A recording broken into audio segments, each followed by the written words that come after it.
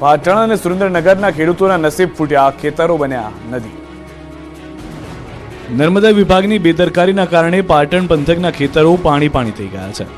હજારો હેક્ટર જમીનમાં ઉભેલા પાકને તાણી લઈ ગયું પાણી, ખેતરો બની ગયા નદી। પાટણના સાતલપુરના મઢુતરા ગામને જોડતી કેનાલ ઓવરફ્લો થઈ જતા ખેડૂતોના ખેતરો પાણીથી ઓવરફ્લો થયા। પાણીની રેલમછેલના કારણે રવિ પાક ખાક થઈ ગયો। જ્યાં સુધી તમારી નજર પડે ત્યાં સુધી માત્ર ને માત્ર પાણી જ પાણી દેખાઈ રહ્યું છે। હજારો લીટર પાણીનો વેડફાટ થઈ રહ્યો છે। સાથે સાથે ખેડૂતોની મહેનત પર પણ પાણી ફરી વળતા લાખો રૂપિયાનું નુકસાન થયું છે, તેમજ માર્ગ પરથી પસાર થતા વાહન ચાલકોને હાલાકી પડી રહી છે। લખતરથી પણ કંઈક આવા જ દ્રશ્યો જોવા મળ્યા। સુરેન્દ્રનગરમાં લખતરના વિઠ્ઠલગઢ ગામ નજીક પસાર થતી માયનોર કેનાલમાં ગાબડું પડ્યું। કેનાલમાં ગાબડું પડતા આસપાસના ખેતરોમાં પાણી ફરી વળ્યું। આસપાસના ખેતરમાં પાણી ભરાતા જીરું, એરંડા, વરિયાળી સહિતના પાકોને નુકસાન થવાની ભીતિ સેવાઈ રહી છે। અવારનવાર કેનાલમાં ગાબડા પડી જવાને કારણે ખેતરોમાં અનેક વખત પાણી ભરાય છે। નર્મદા વિભાગની બેદરકારી સામે ખેડૂતો પણ રોષે ભરાયા છે।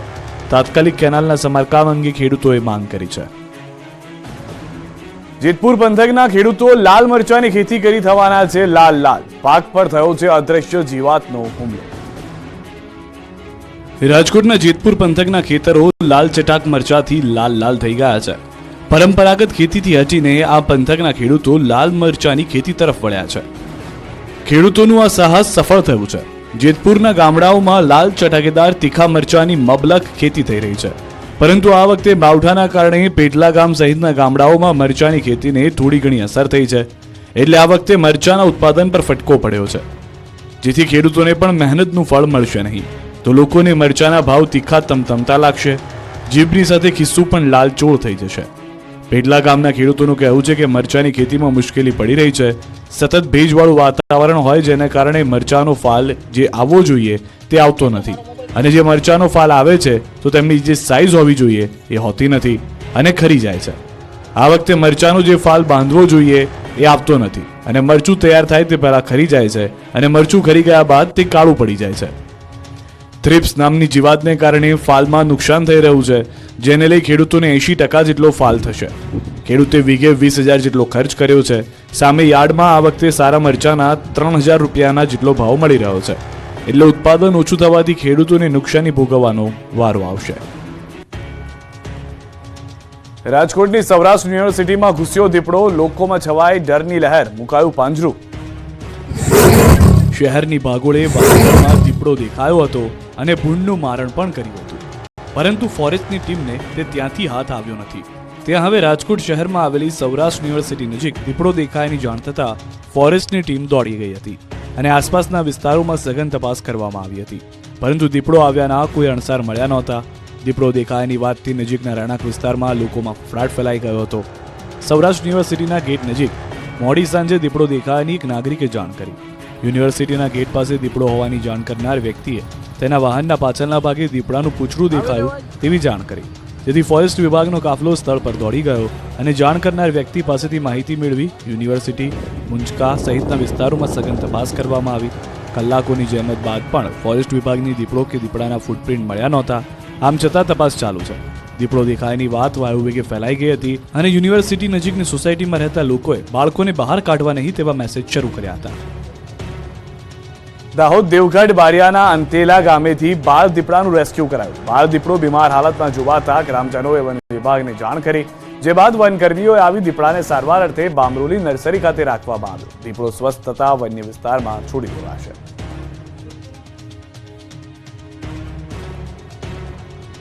સ્ટેચ્યુ ઓફ યુનિટી ખાતે એક જ દિવસમાં 80,000 પ્રવાસીઓ ઉમટી પડ્યા। સોમવારે પણ ખુલ્લું રહેશે એસઓયુ। નાતાલનું વેકેશન શરૂ થતાં જ કેવડિયામાં સ્થિત સ્ટેચ્યુ ઓફ યુનિટી ખાતે યાત્રિકો ઉમટી પડ્યા। નાતાલની રજાઓમાં સ્ટેચ્યુ ઓફ યુનિટી ખાતે 50,000થી વધુ પ્રવાસીઓ ઉમટ્યા। નાતાલની રજાઓમાં નર્મદા ખાતે પ્રવાસીઓનો ધસારો જોવા મળ્યો, જેથી તંત્ર પણ સજ્જ બની ગયું। પ્રવાસીઓની સંખ્યા વધતા સુવિધાઓમાં પણ વધારો કરવામાં આવ્યો। સ્ટેચ્યુ ઓફ યુનિટી ખાતે પ્રવાસીઓ માટે રહેવા જમવાની અને અન્ય સુવિધા ઉપરાંત પાર્કિંગની પણ સુવિધાઓ કરવામાં આવી। 25 ડિસેમ્બરે નાતાલ પર્વના દિવસે સ્ટેચ્યુ ઓફ યુનિટી ખુલ્લું રાખવાનો નિર્ણય કરાયો છે। તેના બદલે 26 ડિસેમ્બર મંગળવારના રોજ સ્ટેચ્યુ ઓફ યુનિટી અને સંલગ્ન પ્રવાસી પ્રોજેક્ટ પર જાહેર રજા રહેશે। સુરતમાં 40 કારીગરોએ 2 કિલો સોના, ચાંદી અને 5,000થી વધુ હીરા જડિત હાર સાથે રામ દરબાર તૈયાર કર્યો। સુરતના જ્વેલર્સ વેપારી દ્વારા અનોખો રામ મંદિરનો નેકલેસ તૈયાર કરવામાં આવ્યો છે. રામ દરબાર સાથેનો જ્વેલર્સના વેપારીએ આ નેકલેસ તૈયાર કર્યો, જેમાં 40 જેટલા કારીગરો અને 30 દિવસની મહેનત બાદ આ નેકલેસ સાથેનો રામ દરબાર તૈયાર થયો છે. સમગ્ર હાર પર રામાયણના અધ્યાયો કંડારવામાં આવ્યા, જેને સોના ચાંદી અને 5000 અમેરિકન ડાયમંડથી તૈયાર કરાયો છે. નેકલેસ સાથેના આ રામ દરબારને રામ મંદિરના નિર્માણ સાથે અયોધ્યામાં ભેટ આપવાના છે, જેમાં વેપારીઓએ અયોધ્યામાં નિર્માણ થયેલું આબેહૂબ બ્રહ્મ મંદિર, રામ, લક્ષ્મણ અને જાનકીની પ્રતિમા અને હાર પર સમગ્ર રામાયણના અધ્યાય દર્શાવતા નકશીકામ સાથેનું પ્રતિમા બનાવી છે. 2 કિલો સોનું અને ચાંદીમાં 5000 જેટલા હીરા નેકલેસ તૈયાર કર્યો છે. હાલ આ નેકલેસ લોકોના આકર્ષણનું કેન્દ્ર બન્યો છે. સુરતના વેપારીને આસ્થા છે કે તેમનો આ નેકલેસ ભગવાન રામના ચરણોમાં અર્પણ કરી ભગવાન રામના ગળાની શોભા બને. જામનગરની લાખો રૂપિયાની પેન પહોંચશે રામ મંદિરના પ્રાણ પ્રતિષ્ઠા મહોત્સવમાં. અયોધ્યામાં શ્રીરામ જન્મભૂમિ પર નિર્માણ થયેલા ભવ્ય રામ મંદિરની ભગવાન રામની પ્રાણ પ્રતિષ્ઠા થવા જઈ રહી છે, ત્યારે જામનગરની લાખો રૂપિયાની પેન પહોંચશે રામ મંદિરના પ્રાણ પ્રતિષ્ઠા મહોત્સવમાં. જામનગરના કનકરા પરિવાર તરફથી મેગ્નાકાર્ટ બ્રાન્ડની 1 લાખ પેન, 1,90,000ની કિંમતની બનાવેલી ફાઉન્ટેન પેન અયોધ્યા મોકલાઈ.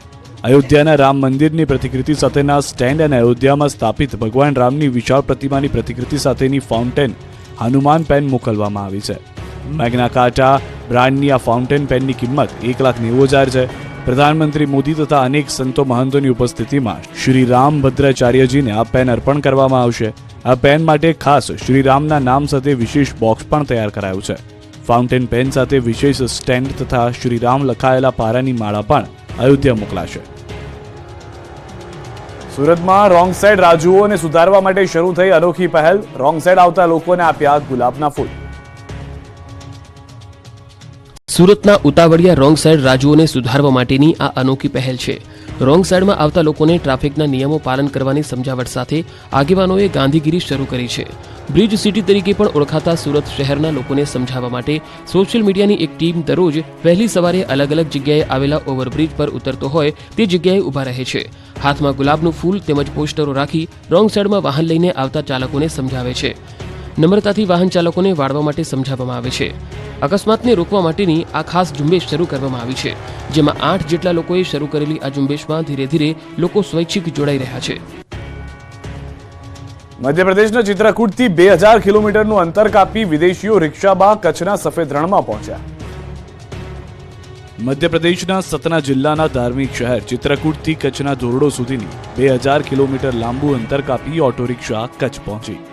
12મી ડિસેમ્બરે આ યાત્રા શરૂઆત થઈ, જેમાં 36 રિક્ષામાં 108 NRI યુવક યુવતીઓ 4 રાજ્યમાંથી પસાર થયા. આ રિક્ષારણનો મુખ્ય ઉદ્દેશ